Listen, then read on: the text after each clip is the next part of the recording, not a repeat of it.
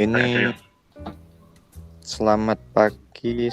Assalamualaikum warahmatullahi wabarakatuh. Waalaikumsalam warahmatullahi wabarakatuh. Kami akan mempresentasikan tentang hak asasi manusia untuk ujian akhir semester.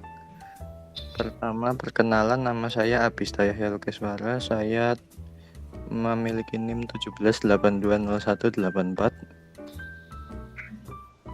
Dan saya Adli Fatur Iksani, NIM-nya 17820202. Saya Deva Rafael Atal, nomor NIM-nya 20821071. Oke, mari kita mulai presentasi. Pertama itu pengertian hak asasi manusia. Nah, seperti yang tertulis menurut Undang-Undang Republik Indonesia Nomor 39 Tahun 1999 tentang hak asasi manusia, yang dimaksud dengan hak asasi manusia adalah seperangkat hak yang melekat pada hakikat dan keberadaan manusia sebagai makhluk Tuhan yang Maha Esa dan merupakan anugerahnya yang wajib dihormati, dijunjung tinggi dan dilindungi oleh negara, hukum, pemerintah, dan setiap orang demi kehormatan serta perlindungan harkat dan martabat manusia.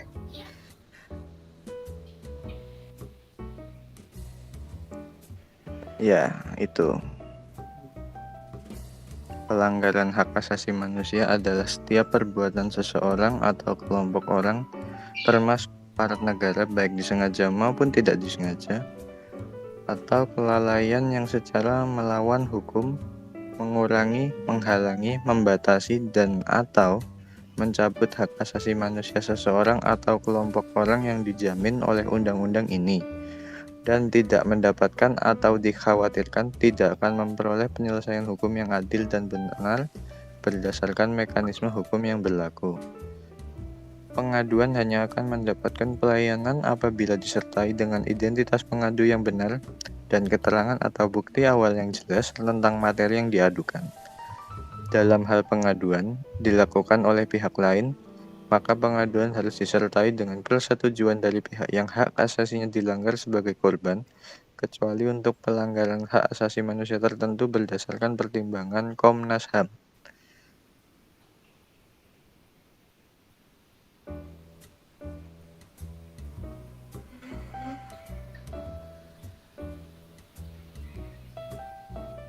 Selanjutnya, seluruh hak dan kewajiban warga negara Indonesia tercantum dalam pasal 27 sampai pasal 34 Undang-Undang Dasar 1945. 1. Persamaan kedudukan dalam hukum yang tercantum dalam pasal 27 ayat 1. 2. Hak atas pekerjaan dan penghidupan yang layak tercantum dalam pasal 27 ayat 2. Setiap warga negara berhak atas pekerjaan dan penghidupan yang layak bagi kemanusiaan. 3. Hak untuk hidup dan mempertahankan kehidupan tercantum dalam pasal 28A. Setiap orang berhak untuk hidup serta berhak mempertahankan hidup dan kehidupannya. 4. Hak untuk membentuk keluarga dan melanjutkan keturunan melalui perkawinan yang sah tercantum dalam pasal 28B ayat 1. 5. Hak atas kelangsungan hidup. Setiap anak berhak atas kelangsungan hidup, tumbuh, dan berkembang. 6.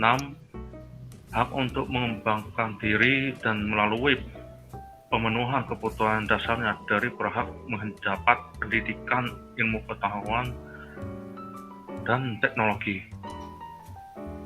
seni dan budaya demi meningkatkan kualitas hidup dan demi kesejahteraan hidup manusia. Hak tersebut termuat dalam pasal 28C ayat 1. 7. Hak untuk memajukan dirinya dalam memperjuangkan haknya secara kolektif untuk membangun masyarakat, bangsa, dan negaranya, dimuat dalam pasal 28C ayat 2. 8. hak atas pengakuan, jaminan, perlindungan, dan kepastian hukum yang adil serta 9. Perlakuan yang sama di depan hukum yang dimulai dalam pasal 28 di ayat 1. Hak untuk mempunyai hak milik pribadi, hak untuk hidup, hak untuk tidak disiksa, hak kemerdekaan pikiran dan hati nurani, hak beragama, hak untuk tidak diperbudak. 11.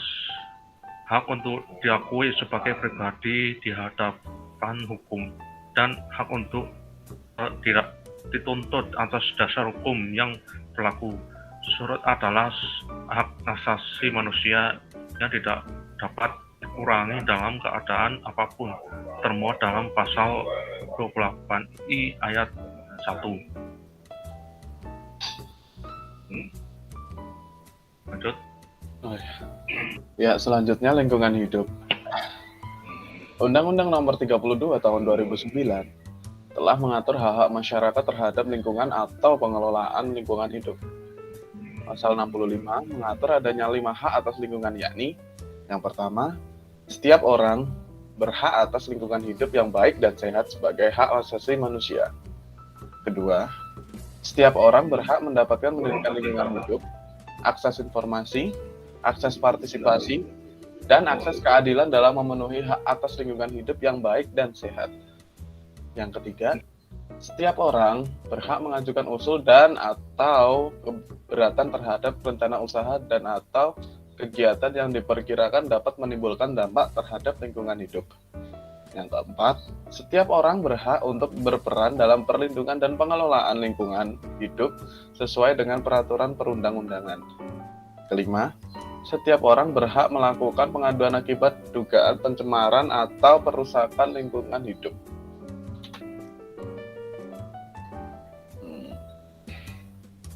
Hak ulayat. Pengertian hak ulayat menurut Permen Agraria Kepala BPN Nomor 5 Tahun 1999, Pasal 1 Angka 1 menyebutkan hak ulayat adalah kewenangan yang menurut hukum adat dipunyai oleh masyarakat hukum adat tertentu atas wilayah tertentu yang merupakan wilayah lingkungan hidup para warganya untuk mengambil manfaat dari sumber daya alam, termasuk tanah dalam wilayah tersebut, bagi kelangsungan hidup dan kehidupannya, yang timbul dari hubungan secara lahiriah dan batiniah turun-temurun dan tidak terputus antara masyarakat hukum adat tersebut dengan wilayah yang bersangkutan.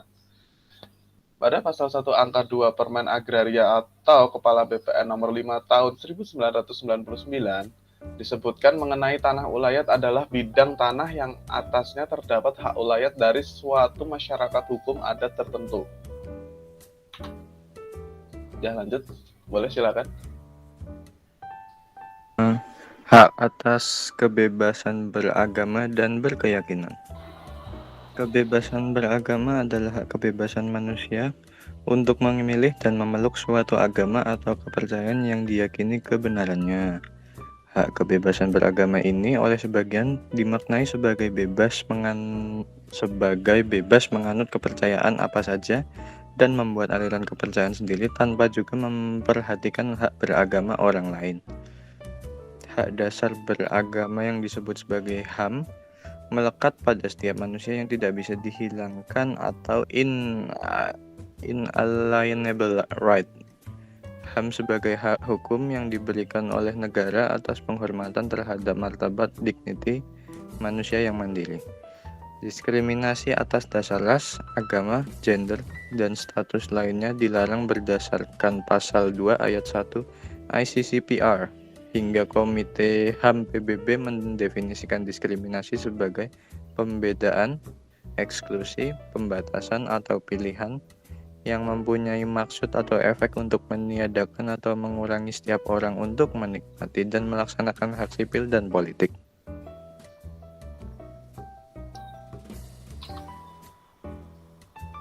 Selanjutnya, hak memilih bagi disabilitas mental. Orang dengan disabilitas merupakan bagian dari warga Indonesia yang berhak atas penghormatan, perlindungan, dan pemenuhan hak-hak dasarnya seperti dijamin dalam UUD NKRI 1945. Namun dalam pelaksanaannya warga negara dengan disabilitas masih kerap mendapatkan diskriminasi. Salah satunya dalam menggunakan hak memilihnya dalam pemilihan umum.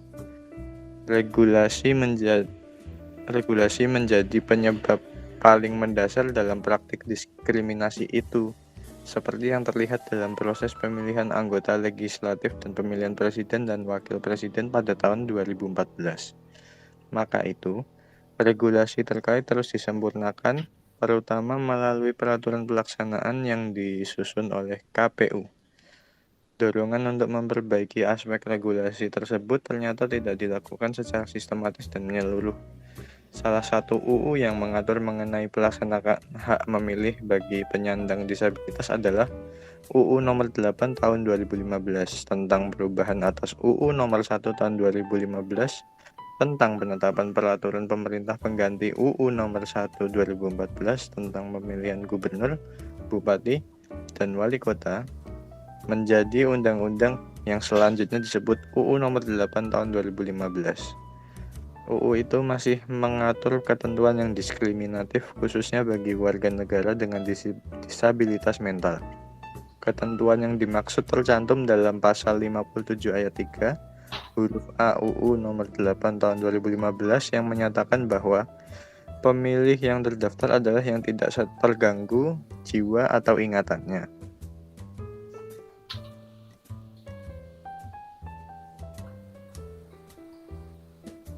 Ya, selanjutnya silakan.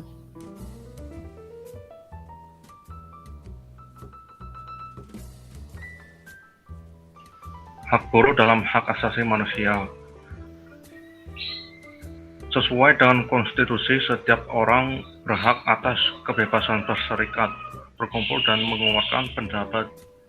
Serikat pekerja atau serikat buruh adalah organisasi yang dibentuk dari, oleh, dan untuk pekerja atau buruh baik di dalam perusahaan maupun di luar perusahaan yang bebas, terbuka, mandiri, demokratis, dan bertanggung jawab dalam memperjuangkan, membela, dan melindungi hak dan kepentingan pekerja atau buruh, serta meningkatkan kesejahteraan pekerja atau buruh dan keluarganya.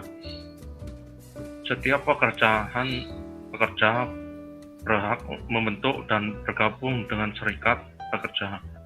Serikat pekerja berhak menghimpun dan mengelola dana serta mempertanggungjawabkan keuangan serikat, termasuk penyediaan dana mogok. Pemberi kerja harus memberikan kesempatan kepada pengurus dan anggota serikat pekerja untuk melaksanakan kegiatan serikat pekerja pada jam kerja yang disepakati kedua belah pihak dan atau diatur dalam perjanjian kerja bersama. Keputusan Menteri Tenaga Kerja Nomor Kap 187 MNN 10 tahun 2004 tentang iuran anggota serikat pekerjaan menyatakan bahwa iuran keanggotaan dapat dibayar dengan pengurangan dari gaji berbulanan, kecuali jika ada metode pembayaran alternatif yang disediakan oleh serikat pekerja. Pihak perusahaan hanya dapat memungut iuran tersebut dari anggota serikat pekerja berdasarkan surat kuasa dan dari setiap anggota serikat pekerja. Lanjut. Kebebasan untuk berundi secara kolektif. Perjanjian kerja bersama adalah sebuah perjanjian hasil dari perundingan antara serikat pekerja atau serikat buruh atau beberapa serikat pekerja atau serikat buruh dan perusahaan atau beberapa perusahaan atau asosiasi perusahaan. Perjanjian tersebut menetapkan persyaratan kerja, hak dan kewajiban kedua belah pihak. Perjanjian kerja bersama biasanya memberikan manfaat yang lebih baik bagi pekerja daripada yang diatur dalam undang-undang. Jika perjanjian memiliki ketentuan yang kurang menguntungkan daripada yang diatur berdasarkan undang-undang, maka perjanjian tersebut tidak dapat digagalkan. Perjanjian kerja bersama dibuat secara tertulis menggunakan huruf Latin dan bahasa Indonesia. Apabila perjanjian tidak ditulis dalam bahasa Indonesia, maka harus diterjemahkan ke dalam bahasa Indonesia oleh penerjemahan tersebut, dan terjemahan tersebut dianggap telah memenuhi sebagaimana yang diatur dalam undang-undang. Perjanjian kerja bersama harus memuat hak dan kewajiban pemberi kerja, hak dan kewajiban serikat pekerjaan dan pekerja, jangka waktu dan tanggal mulai berlakunya perjanjian kerja bersama, dan tanda tangan dari mereka yang terlibat dalam pembuatan perjanjian kerja bersama. Perubahan hanya dapat dilakukan berdasarkan kesepakatan bersama sepanjang perubahan tersebut merupakan bagian yang tidak terpisahkan dari perjanjian kerja bersama yang berlaku, efektif dan mengikat. Pihak perusahaan harus memberitahukan kepada semua pekerja tentang isi perjanjian kerja bersama tersebut atas setiap perubahan yang dibuat di dalamnya dengan mencetak dan mendistribusikan teksnya. Lanjut.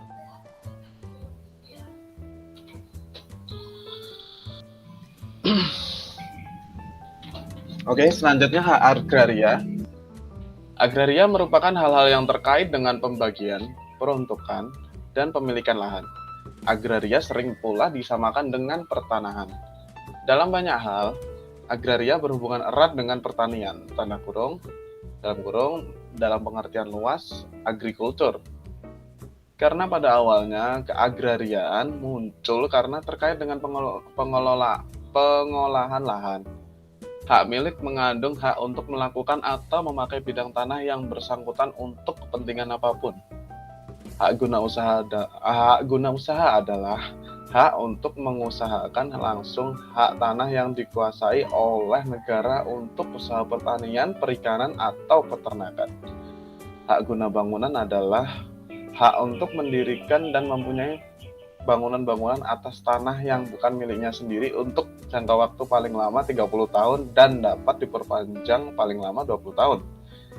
Dan hak pakai adalah hak untuk menggunakan atau memungut hasil dari tanah yang dikuasai oleh negara atau milik orang lain. Dan terakhir, hak membuka tanah dan hak memungut hasil hutan adalah hak untuk memanfaatkan sumber daya dalam hutan yang bersangkutan tanpa hutan tersebut dimiliki oleh si penerima hak. Kejahatan seksual. Kejahatan seksual dikategorikan sebagai kejahatan kemanusiaan karena korban kejahatan ini tidak bisa dirusak harkat kemanusiaannya. Apabila kasus ini menimpa anak-anak, terkadang orang tua tidak mengerti kalau hal kecil bisa membawa dampak yang luar biasa secara psikologis dan fisik. Anak-anak korban pelecehan seksual ini bisa jadi lebih menutup diri terhadap pergaulan sosial dan juga sakit hati kepada orang dewasa yang melakukannya. Pelecehan seksual sering terjadi kepada anak-anak secara tidak disadari. Misal, ketika ada anak yang dipelorotkan celananya, meskipun pelaku hanya bercanda, namun perbuatan ini termasuk perilaku pelecehan seksual. Dalam menangani dampak psikologis anak-anak yang terkena pelecehan seksual, SAMIN biasanya akan bekerja sama dengan lembaga lain. Ada banyak upaya pencegahan yang sudah dilakukan SAMIN. Salah satunya membangun gerakan di masyarakat yang melibatkan stakeholder dan pemangku kepentingan sehingga menjadi sebuah isu mainstream pembangunan yang terkait dengan pencegahan dan penanganan anak korban kekerasan seksual. Alasan kenapa dibuat suatu gerakan adalah karena jika hanya berbentuk program, maka apabila program ini berakhir, kegiatan juga akan berakhir. Tapi jika dibangun, diinisiasi dan diadvokasi sebagai gerakan masyarakat, suatu ketika Samin tidak lagi ada di komunitas, maka masyarakat sudah akan siap dengan dirinya sendiri melalui kesadaran. Jika gerakan ini ada di desa, maka bagaimana isu tersebut bisa menjadi kebijakan di desa? Kemudian gerakan di desa ini dilembagakan, selanjutnya terjawantah dalam struktur yang diikat dengan SK ataupun Perdes. Oleh karena itu, lembaga ini menjadi tanggung jawab desa yang harus dibiayai oleh dana desa. Isu ini akan dipromosikan oleh lembaga desa yang bisa diakses oleh masyarakat yang membutuhkan layanan jika terdapat kasus kekerasan.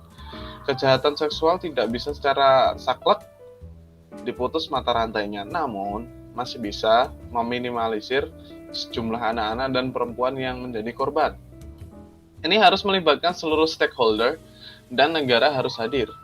Ini akan menjadi gerakan di masyarakat jika didukung oleh kesadaran bersama dan ada anggaran dari negara. Ya, yang terakhir, tsunami teknologi. Indonesia punya ratusan jaringan geodetik atau bisa disebut GPS yang bisa dikembangkan untuk peringatan dini tsunami sebagai hasil kajian Melgar dan timnya tersebut. Berbagai lembaga pemerintah telah menggunakan data jaringan geodetik yang dapat disinkronkan dan dikoordinasikan untuk optimalisasi pemanfaatan data jaringan GPS untuk kepentingan peringatan dini tsunami. Teknologi ini relatif jauh lebih murah, namun secara ilmiah terbukti akurat. Yang pertama, edukasi terhadap mitigasi dan adaptasi terhadap bencana masuk dalam pendidikan formal dan informal. Sebagaimana keberhasilan dan daya tahan masyarakat hidup dalam kawasan yang rawan bencana, namun masyarakat tetap bertahan. Yang kedua, menjaga hutan mangrove yang masih baik dan merehabilitasi mangrove yang sudah rusak berbasis ilmiah dengan pendekatan multi aspek.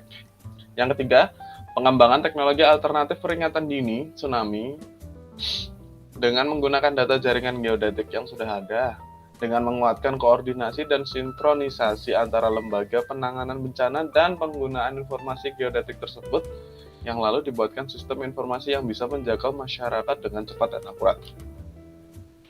Oke, sekian presentasi dari kami yang menyangkut tentang hak asasi manusia. Terima kasih. Jika ada kurangnya mohon dimaafkan. Wassalamualaikum warahmatullahi wabarakatuh.